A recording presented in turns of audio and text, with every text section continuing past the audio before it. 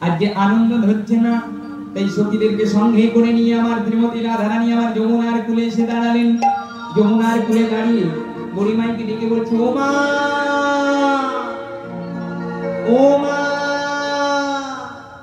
মাগো আমরা যে বিশাল যমুনা পার হব, তো ঘাটে তো কোনো মাঝি নাই, ঘাটে তো কোনো তরি নাই, তাহলে আমরা পার হব কি করি? বুড়িমাই আমারে বলছে, শোনে রাধে, এই ঘাটে পার হতে গেলে মাঝিকে নয়ন জলে ভেসে ভেসে ডাকতে হবে, হে মাঝি তুমি কৃপা করে আমাদের পার করে দাও, তবেই মাঝি কৃপা করবেন, না হলে কিন্তু কৃপা করবেন না। তাই রাধারানী আমার দুটি নয়ন জলে ভেসে গোবিন্দকে ডাকছে, হে মাঝি তোমার চরণে জানাই রাখে, আমরা তো আলা ভোলা গোয়ালি দিয়ে, আমরা তো তোমার সেবা পূজা কিছু জানি না, তোমার বিধান জানি না। মাঝি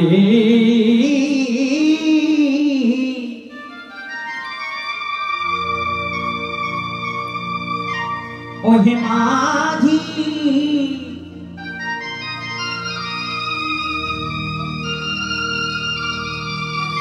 তুমি কৃপা করে দয়া করিয়ে একবার আমাকে এই নদী পার করে দাও। হে গোবিন্দ, হে কঠোর, হে দীনবন্ধু, তুমি একবার কৃপা করে আমাদের এই বিশাল যমুনা নদী পার করে দাও। রাধারানী যখন আমার নয়ন জলে ভেসে ভেসে কাঁদছেন, গোবিন্দ আমার বলিতে পারলেন না। ললিতা সখী আমার রাধারানীকে দেখিয়ে বলছে, না রে,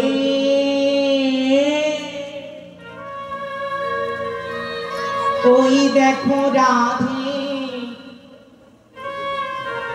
রাধে, রাধে ওই দেখো বহু দূরে, ওই তো আয় আয় আয় আয় আয় আয় আয় আয় আয় রাধে, ওই দেখ বহু দূরে রাধে, বহু দূরে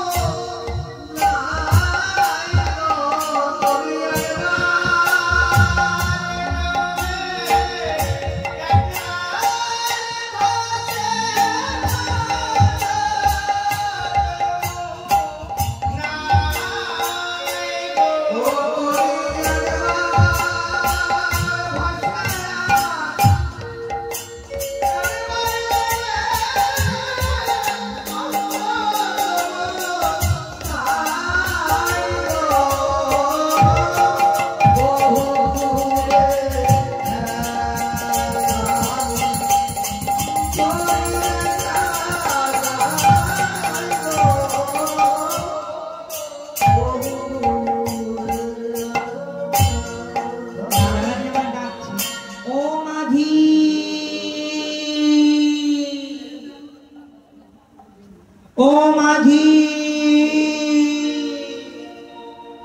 আমাদের পার করে দাও। আমার গোবিন্দ আমার বলছে, গোয়ালিনী তোমরা দাঁড়াও, আমি আসছি।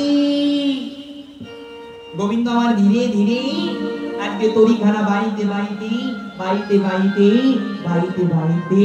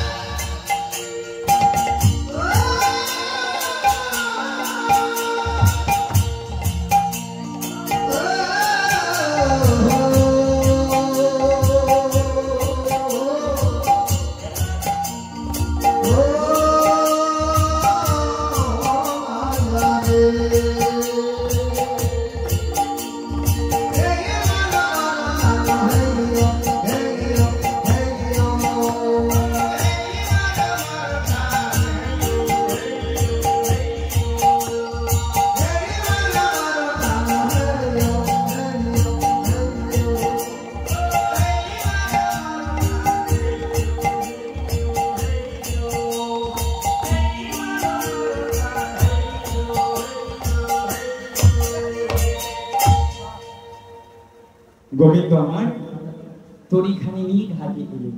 এবার গোবিন্দকে দেখে রাধারানী আমার বুড়িমাইকে বলছে, ও বুড়িমাই, বলি এই কি ঘাটে রনে, এই কি ঘাটে রনে, এই কি ঘাটে রনে, এই কি ঘাটে রনে, এই কি ঘাটে রনে,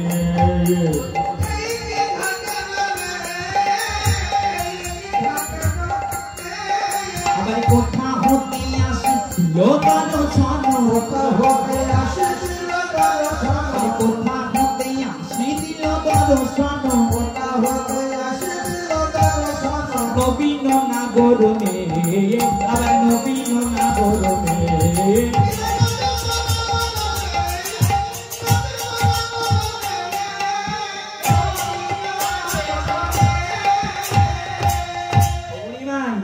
এই কি ঘাটেরও নেই।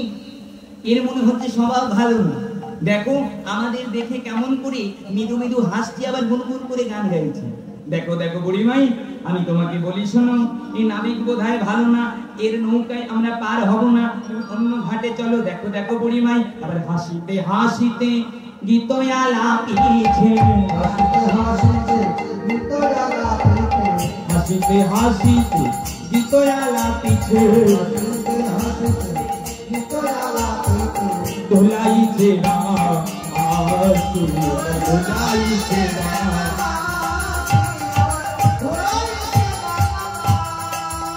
বলি অন্য ঘাটে জলে বুড়িমার, অন্য ঘাটে জলে বুড়িমার, বলি অন্য ঘাটে জলে বুড়িমার, বলি এ ঘাটেতে পারে হব না, অন্য ঘাটে জলে বুড়িমার, ঘাটেতে পারে হব না, অন্য ঘাটে জলে বুড়িমার,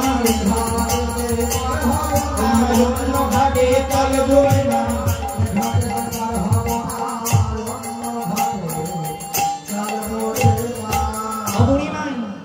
এই ঘাটে আমরা পার হব না, অন্য ঘাটে চলে। এই নাবিকের স্বভাব ভালো না। দেখো আমাদের দেখে কেমন করে ওর চোখটা ঢুলাইছি, আবার গুনগুন করে গান গাইছে, আবার আমাদের দিকে তাকিয়ে মৃদু মৃদু হাসছে। বুড়িমাই আমার বলছে, শোন শোন রাধে, তুই যে ঘাটেই যাস না কেন, সব ঘাটেরই মাঝি এসছে এই নাবিক। এর তত্ত্ব কি মা, তুমি কালী ভজ, দুর্গা ভজ, শিব ভজ, রাম ভজ, শ্যাম ভজ, যাকেই ভজ না কেন, শেষের দিনে কিন্তু গোবিন্দই তোমাদের হাতে ধরে পার করে দেবে। তাই বলছে তুমি যে ঘাটেই যাও না কেন, তুমি সব ঘাটে এই মাঝিকে পাবে, এই মাঝি ছাড়া অন্য ঘাটে পার হওয়া যাবে না। তাই বুড়িমাই যখন এই কথা বলেছে, সখীগণ আমার ওই নাবিককে বলছে, শোনো নাবিক, শোনো নাবিক, তুমি যে আমাদের পার করবে, পার করতে তুমি কত নেবে? তখন গোবিন্দ আমার বলছে, শোনো গোয়ালিনী, তোমাদের কাছে আমি বেশি নেব না, পার হতে গেলে আমাকে 16 আনা দিলেই আমি পার করে দেব, 16 আনা, বেশি চাই না। তখন সখীগণ আমার নাবিককে বলছে, শোনো নাবিক, তোমাকে আমরা 16 আনা দেবো না, আমরা কত দেবো তোমাকে বলি শোনো, আমরা 16 আনা দেবো না। তখন সখীগণ আমার বলছে, 1 আনা দিব তুমি, পার করে দাও তাড়াতাড়ি, পার করে দাও তাড়াতাড়ি, কথায় কথায় বেলা বয়ে যায়,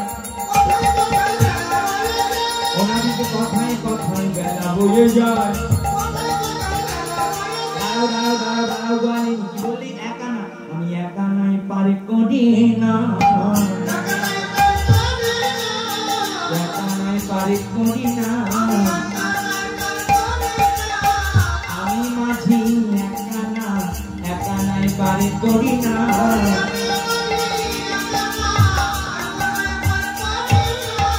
সবাই থাকি 2 জনা, 1 আনায় পার করি না,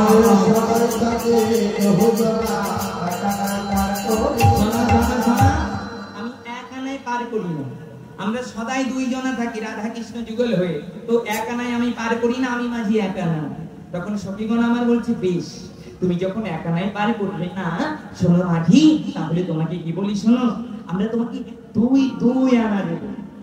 গোবিন্দ আমার বলছে, না না গোয়ালিনী, 2 আনায় পার করি না, দুয়ানায় যদি পার করি তাহলে আমি দু ডানায় পড়ে যাব, আমি এপারেও যেতে পারবো না ওপারেও যেতে পারবো না, তাই আমি দুয়ানায় পার করতে পারবো না।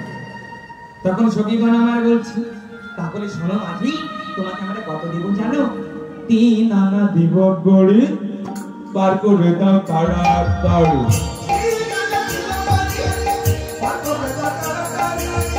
3 আনা দিব গড়ি, পার করে দাও তাড়াতাড়ি।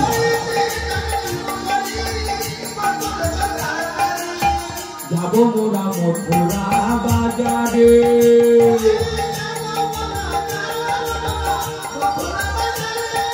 যাবো মোরা মথুরা বাজারে। শোনো, 3 আনায় পার করবো না গো, 3 আনায় পার করবো না গো, 3 আনায় পার করবো না গো, 3 আনায় পার করবো না গো। শোনো শোনো গো মাঝি, 3 আনায় পার করবো না গো, শোনো শোনো গো মাঝি, 3 আনায় পার করবো না গো। শোনো শোনো, 3 আনায় পার করবো না, তাহলে 30 বর্ষ পিছে ছাড়ে না। সখীগণ আমার বলতে বেশ তাহলে 4 আনা দেব মাঝি। গোবিন্দ আমার বললেন শোনো শোনো গো আনি, আমি 4 আনায় পার করি না, তাহলে চতুর্বর্গে ফল ফলে না। সখীগণ আমার বলছেন বেশ তাহলে 5 আনা দেব। গোবিন্দ আমার বললেন 5 আনায় যদি পার করি তাহলে পঞ্চভূত বসে থাকবে না, ক্ষিতি কপ তেজ মরুত বোম, এই পঞ্চভূত বসে থাকবে না, তাই আমি 5 আনায় পার করি না। শোনো সখী, 6 আনায় আমি পার করি না, কেন জানো? 6 আনায় পার করলে পারে ষড়দীপ বসে থাকে না, কাম ক্রোধ লোভ মোহ মদ মাৎসর্য, তাই আমি 6 আনায় পার করব না। সখীগণ আমার বলছি বেশ তাহলে আমরা একেবারে তোমাকে 7 আনা নয় 8 আনা দেব, অর্থাৎ আধুলি 50 পয়সা তোমাকে দেব, তুমি পার করে দাও। আধুলি দেব, তুমি পার করে দাও তাড়াতাড়ি, আমরা মথুরা বাজারে যাব। তখন গোবিন্দ আমার বলছে শোনো শোনো সখী, আমি আধুলিতে পার করব না। গোবিন্দ আমারই বলি সখীগণ, আমি আধুলি লই না, ভক্ত পদ ধুলি ছাড়া, শোনো বৌজ গোয়ালিনী, আমি আধুলি লই না ভক্ত পদ ধুলি ছাড়া, তাই আমি আধুলিতে পার করব না। তখন সখীগণ আমার বলছে বেশ বেশ, আর দামাদামি করো না, দর কষাকষি করো না, তোমার কথাও থাক আমাদের কথাও থাক, আমরা 9 আনা দিব। শোনো, 9 আনা দিব করি, পার করে দাও তাড়াতাড়ি। 9 আনা দিব করি, পার করে দাও তাড়াতাড়ি। 9 আনা দিব করি, পার করে দাও তাড়াতাড়ি। কি করবো বাজারেতে, করবো বাজারেতে, করবো বাজারেতে।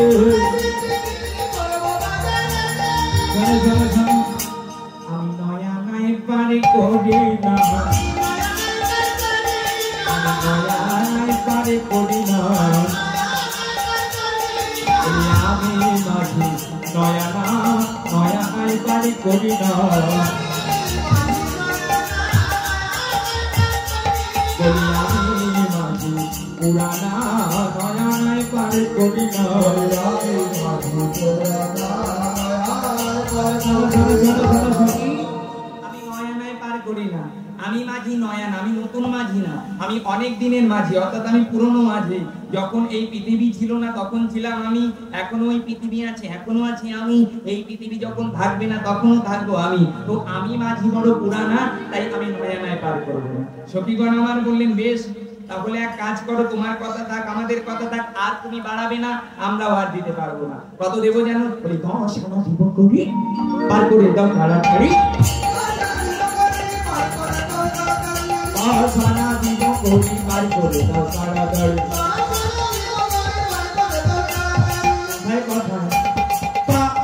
কথায় বেলা বয়ে যায়, কথায় কথায় বেলা বয়ে যায়। শোনো শোনো শোনো, আমি 10 আনায় পার করি না, 10 আনায় পার করি না, 10 আনায় পার করি না, আমি 10 আনায় পার করি না। দশ ইন্দ্রিয় বসে থাকে না, দশ আনায় পার করি না, দশ ইন্দ্রিয় বসে থাকে না, দশ আনায় পার করি না। আমি 10 আনায় পার করি না কেন? 10 আনায় পার করলে পারে 10 ইন্দ্রিয় বসে থাকবে না, 5টা কর্ম ইন্দ্রিয়, 5টা জ্ঞান ইন্দ্রিয়, এই 10 ইন্দ্রিয় বসে থাকবে না, তাহলে আমি 10 আনায় পার করব কি করে? তখন গোবিন্দ আমার বলছে, শোনো সখী, তোমরা যখন 10 আনা দিতে পারছো, ওই 10 আনার সঙ্গে 6 আনা মিলিয়ে 10 আর 6 মিলিয়ে 16 করে আমাকে দাও না। এখানে মহাজন আমার বলছে 16 আনা মানে এই জগতের টাকা পয়সা 16 আনা নয় না। 16 আনা কি বলছে? 16টা রিপু। কেমন? 5টা কর্ম ইন্দ্রিয়, 5টা জ্ঞান ইন্দ্রিয়, আর 6টা ষড়রিপু। এই 10 আর 6 মিলিয়ে এক করে যদি কেউ গুরুচরণ আশ্রয় করে দীক্ষা শিক্ষা নিয়ে এই দেহ মন জীবন যৌবন যদি কেউ গোবিন্দ চরণে সমর্পণ করে দিতে পারে, বলে তারই তো দান করা হয়ে যায়। করা হয়ে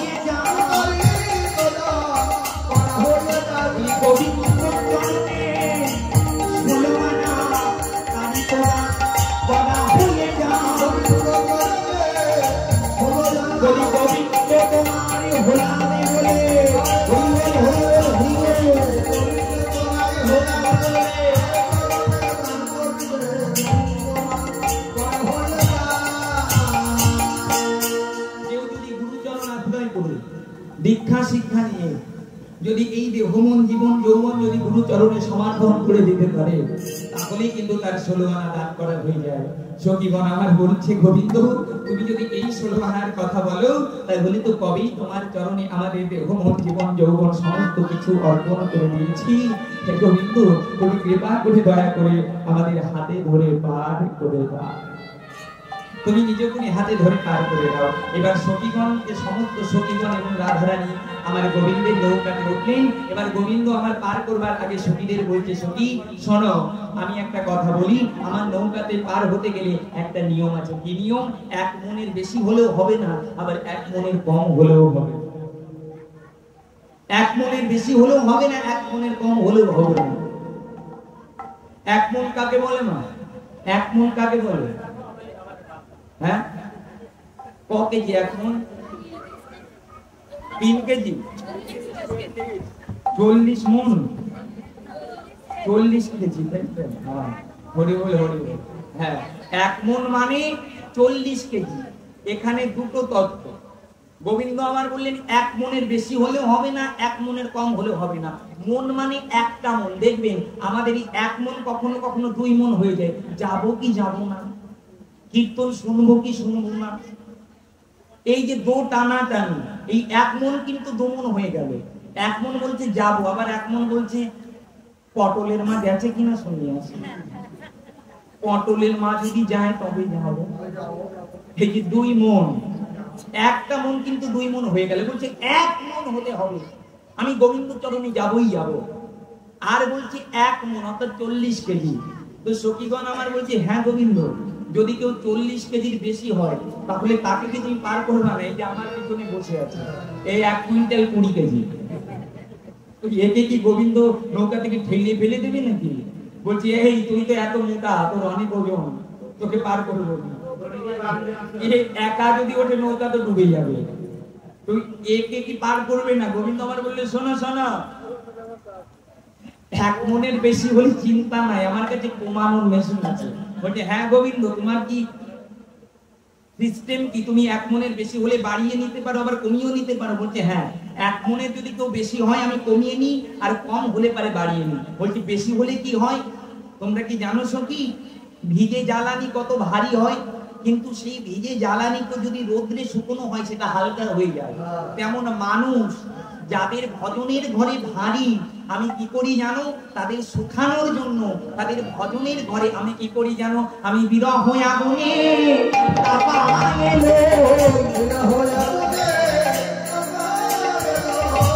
বসে বসে বসে কাঁদে, বিরহ আগুন পাপা এলো।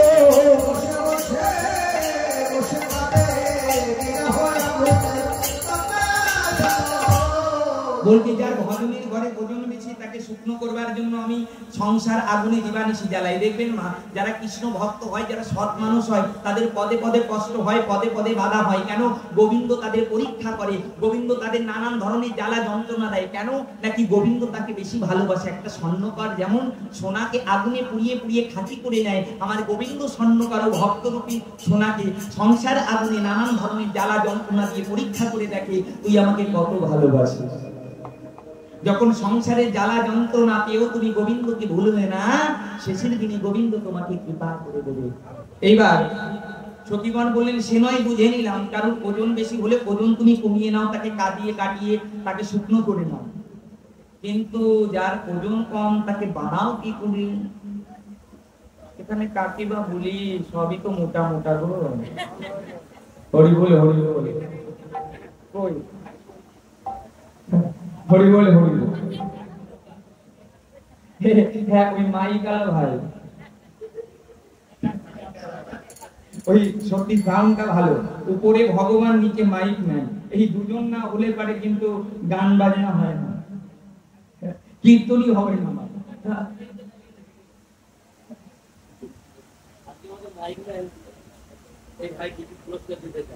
আচ্ছা, একদম খুব সুন্দর সাউন্ড। মাইক ম্যান ভাইকে একটু সবাই আশীর্বাদ করবেন, এর জন্য উন্নতি হয়। নিতাই গৌর হরি বল হরি বল হরি বল হরি বল।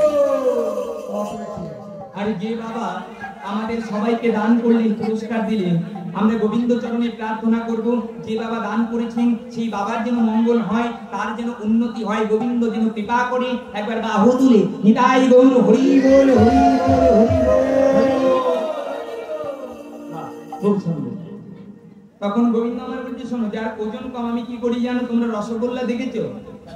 রসগোল্লা যেমন জলে, ওই মিষ্টির জলে ভিজালে ভারী হয়ে যায়, তেমন যাদের ভজনের ঘরে হালকা, যারা ওজনে হালকা, তাদের আমি কি করি জানো? তাদের ওজন বাড়াবার জন্য আমি ভক্তি রসে ডুবাই রাখি, ভক্তি রসে ডুবাই রাখি, এই ওজন বাড়াবো বলে ভক্তি রসে ডুবাই রাখি, এই ভক্তি রসে ডুবাই রাখি। তাই গৌর হরি বল হরি বল।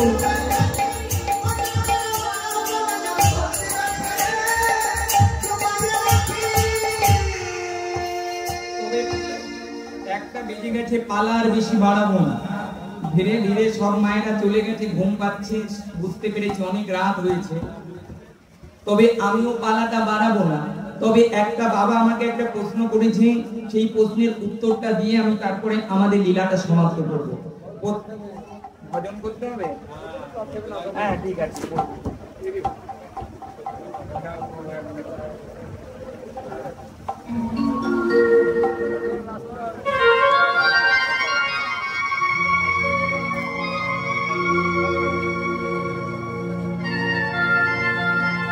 তত্ত্বটা জানতে চেয়েছে একটা বাবা আমাকে। আসার সময় তিনি আমাকে বলেছেন, আমি যখন কীর্তন করতে আসি তখন বলেছেন যে এই যে জগন্নাথের স্নান যাত্রা ক তারিখে বলেছিলাম বলুন তো? আষাঢ়ের 7 তারিখ আর জুনের 22 তারিখ শনিবার দিন।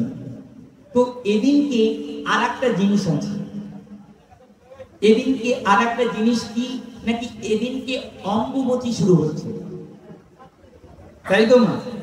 অম্বুবচী শুরু হলে তো ভগবানের পুজো করা যায় না।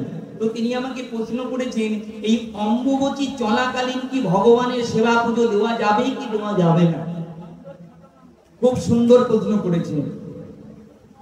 এই যে আষাঢ়ের 7 তারিখ থেকে অম্বুবচী শুরু হচ্ছে, আষাঢ়ের ক তারিখ পর্যন্ত চলবে বলুন তো দেখি? 10 তারিখ পর্যন্ত চলবে। ইংলিশে 22 তারিখ আর শেষ হবে 25 তারিখ। অম্বুবচী সকাল শনিবার দিন সকাল 8:45 শুরু হবে এবং 10 তারিখে 25 তারিখ ইংরেজি জুনের 25 তারিখ রাত কটায় শেষ হবে বলুন তো দেখি? 9টা 5 মিনিটে। তো এই 3 দিন অম্বুবচী চলবে, কেউ কেউ অমাবতী বলে, কেউ কেউ আবার রজস্বলা উৎসব বলে। এটা কোথায় হয় মা? এটা আসামে কামাখ্যা দেবীর মন্দিরে হয়। মা কামাখ্যা এই 3 দিন তিনি ঋতুবতী হয় মা, তার রজস্বলা চলে। এই 3 দিন বসুন্ধরা মাতা তিনি রজস্বলা হয়। এই 3 দিন আমাদের কিছু কর্ম করার আছে না কি, নাকি যারা আগেরকার দিনের মানুষ এই 3 দিন তারা মাটিতে পা দিতেন না, তারা শুকনো চিড়ে খাবার দাবার খেয়ে থাকে। এই 3 দিন মাছ মাংস পেঁয়াজ রসুন সেবা করতেনি। এই 3 দিন জমিতে নাঙল হাল দিতেনি, মাটি খুঁড়তেনি, তাহলে পশু কোলে জন্ম হয় না। এই 3 দিন বাড়িতে হরি নাম কৃষ্ণ নাম বেশি করে করতে হয়। তবে যে বাবা বলেছে এই 3 দিন কি ভগবানের পুজো করা যাবে? হ্যাঁ, ভগবানের পুজো করা যাবে। ভগবানের পুজো ঢালতে নিত্য পুজো সেবার ভিতরে পড়ছে, নিত্য সেবা সেগুলো দেওয়া যায়। কিন্তু মা কালী পূজা, মা দুর্গা পূজা, লক্ষ্মী পূজা, মনসা পুজো, শীতলা পুজো এগুলো করা যায় না। অনেক জায়গায় কি করে বাবা, ঠাকুর দেবী মন্দিরের দরজাটা বন্ধ করে রাখে, 3 দিন দর্শন করা হয় না, 3 দিন মায়ের পুজো করা হয় না, মাতৃ মন্ত্র উচ্চারণ করা হয় না, বাইরে থেকে ধূপ ধনু দেখানো হয়। কিন্তু আপনাদের বাড়িতে যদি মা লক্ষ্মী থাকে, একই সিংহাসনে রাধা গোবিন্দ কৃষ্ণ আছে, তাহলে কি করবেন? বলছি একই সিংহাসনে রাধা কৃষ্ণ মা লক্ষ্মী মা সরস্বতী শিব যদি থাকে, সেই ক্ষেত্রে আপনি পুজো দিতে পারবেন, সেই ক্ষেত্রে আপনার মন্দির বন্ধ করা লাগবে না। তবে মা শাস্ত্রে কোনো বিধান নেই যে মায়ের মন্দির বন্ধ করে রাখতে হবে। এটা একমাত্র আসামের ওই কামাখ্যা মন্দিরের জন্যই এটা প্রযোজ্য। কিন্তু এখনকার দিনের অনেক মানুষেরা তারা মন্দির বন্ধ রাখে, নিজের নিজের বিশ্বাস, নিজের নিজের ভক্তি। কিন্তু মা একটা কথা তোমাকে বলি, আচ্ছা যে মায়ের রজস্বলা চলছে, যে মায়ের ঋতুস্রাব হচ্ছে, আচ্ছা সে 3 দিন কি মা না খেয়ে থাকে? আপনারা কি না খেয়ে থাকেন? তাহলে মা কালী মা দুর্গা তাকে কেন লাল কাপড় দিয়ে ঢেকে রাখবেন? তাদের কি ক্ষুধা পায় না? তারা কি দোষ করেছে? বলছে মাগো, মা কালী মা দুর্গা মা মনসা শীতলা সবাইকে সেবা দেওয়া যাবে, সবাইকে সেবা দেওয়া যাবে, কিন্তু তাদের স্পর্শ করা যাবে না। কেবলমাত্র নারীদের যদি ঋতুস্বলা হয়, শুধু দেবতা নয় মা, যে মায়েরা আপনারা বসে আছেন, আপনাদের ঋতুস্রাব চলাকালীন যদি পুরুষ আপনাদের স্পর্শ করে, তাহলে পুরুষ নরকগামী হয়। সে সন্তানই হোক আর স্বামী হোক কিংবা অন্য কোনো মানুষই হোক না কেন। আগেরকার দিনে কি করতো, নারীরা ঋতুস্রাব হলে পারে আলাদা থাকতো, তারা রান্না ঘরে যেত না, তারা রান্না করতো না, স্বামীর সঙ্গে শুতো না, আলাদা থাকতো। কেন? নাকি ঋতুস্রাব চলাকালীন যদি নারীরা রন্ধন করে, সেই হাড়ির ভাত যদি পুরুষ সেবা করে, পুরুষের অকাল মৃত্যু হয়, পুরুষের পরমায়ু হানি হয়ে যায়। তাই আজকালকার দিনের মায়েরা মানে না বলে আমাদের এত বিপদ, এত জ্বালা, এত যন্ত্রণা। শাশুড়ি যদি বলে বৌমা এইটা কর, বলে তুমি বেশি বোঝো নাকি, সবার মুড়ি তুই মরিস না কেন? এ বুড়ি হাড় মাংস জ্বালিয়ে খেতেছ, মরি। এটাই তো কলিকালের ধর্ম। তবে এদিকের মায়েরা বৌমারা ভালো, ভালো তো নাকি? ঠাকুমা মনে মনে ভাবছেন ভালো। হরি বল, হরি বল। শোনো না, আগেরকার দিনে শাশুড়িদের দেখে বৌমারা ভয় পেত। রাধারানীর আমলে কি করেছে জটিলা কুটিলা, ওই রাধারানী ভয়তে ঘর থেকে বেরোতে পারতো না। এখনকার দিনে কলিকালে নিয়ম উল্টো হয়ে গেছে, বৌমাদের দেখে শাশুড়িরা ভয়তে কাঁপে, কখন কি করে, কখন কি করে। তাই মা এই যে আমাদের এই যে রজস্বলা উৎসব কিংবা অম্বুবচী, যে এই যে 3 দিন চলবে মা, এই 3 দিন আপনারা আম কাঁঠাল চিড়ে মুড়ি দই সেবা করবেন। কি করবেন শোনেন মা, একটা কথা বলি, এই অম্বুবচী চলাকালীন যদি কেউ দুধ সেবা করতে পারে 3 দিন কাঁচা দুধ, তাকে সারা বছরে সাপে কাটবে না, সর্পঘাতে মৃত্যু হবে না। কি করলে অম্বুবচী চলাকালীন যদি কেউ কাঁচা দুধ সেবা করতে পারে, তাকে কোনোদিন সর্পঘাত করে না, তার সর্পঘাতে মৃত্যু হয় না।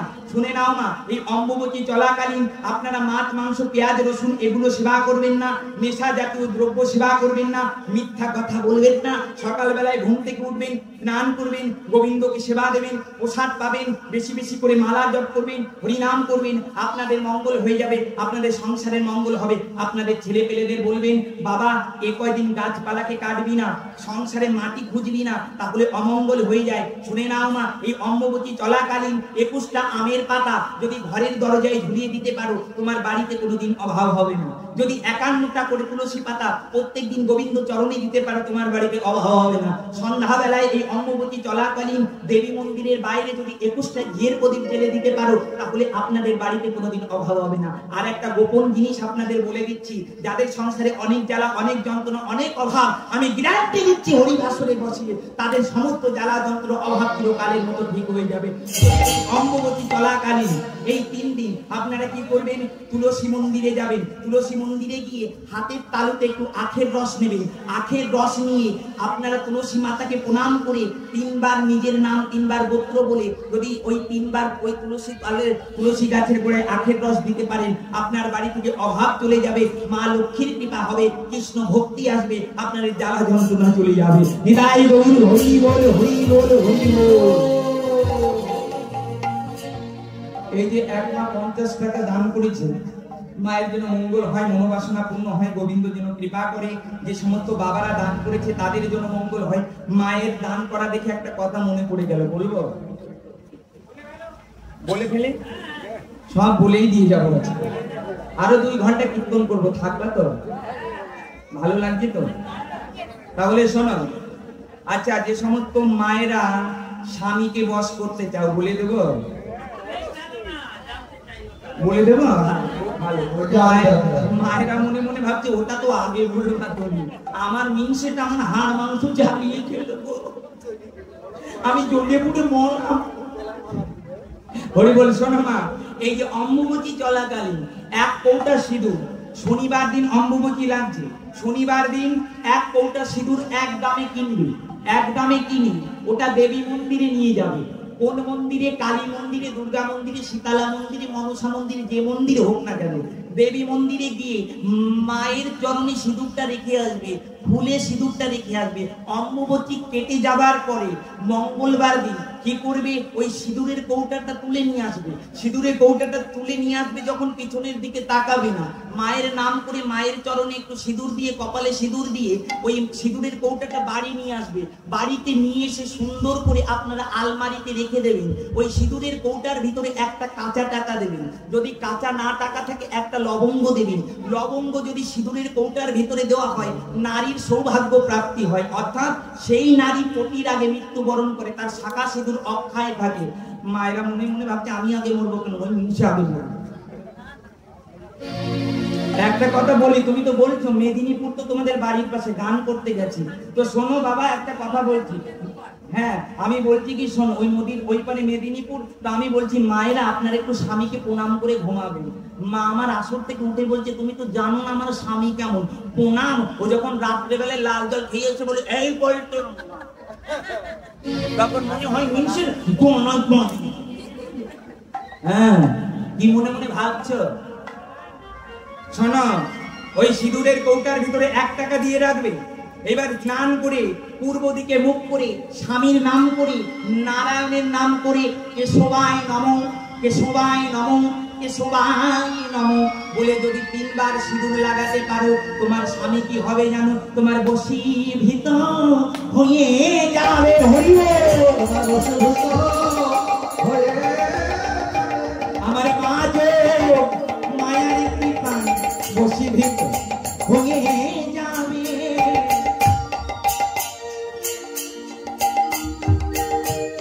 আমার মা যে মায়ার কৃপায় বলি বশীভূত হয়ে যাবে।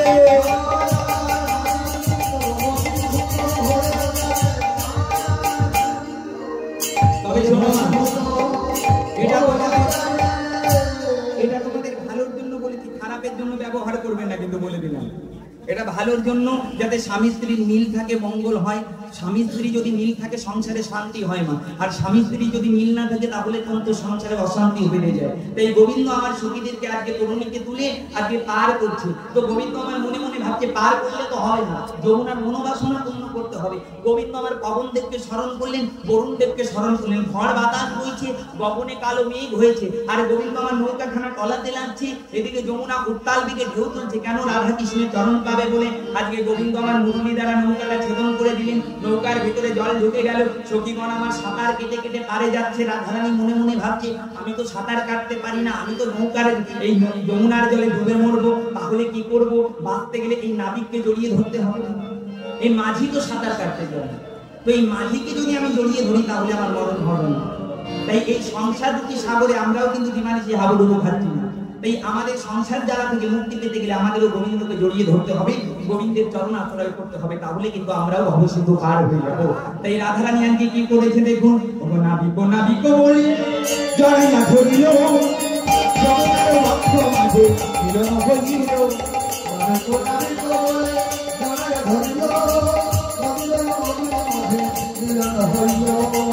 নাবিক নাবিক বলি জড়াইয়া ধরিল, যমুনার বক্ষ মাঝে যুগল হইল।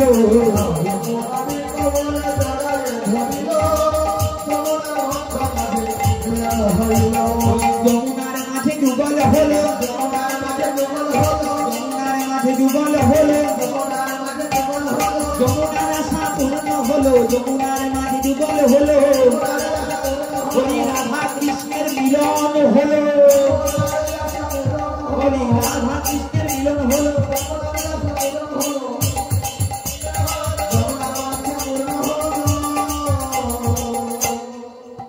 আজকে যমুনার বক্ষ মাঝে রাধা কৃষ্ণ যুগলে দাঁড়ালো, যুগল চরণ পেয়ে যমুনার জনম ধন্য হলো, যমুনা বৈকুণ্ঠে গেল। এইবার রাধারানী গোবিন্দ আমার তীরে উঠলেন, শুকনো বসন করলেন। শুকনো বসন করে আজকে সখীগণ আমার রাধা কৃষ্ণ দুইজনকে যুগলে দাঁড় করিয়ে তারা যুগল মিলন দর্শন করছে। এবার আমাদের কিন্তু একটু ভজন করতে হবে, বাবারা বলেছে একটু নাচতে হবে সবাই মিলে। রাখাল রাজা বলে দে না কোথায় বৃন্দাবে, শ্যামে কুণ্ড রাধা কুণ্ড গোবর রাখাল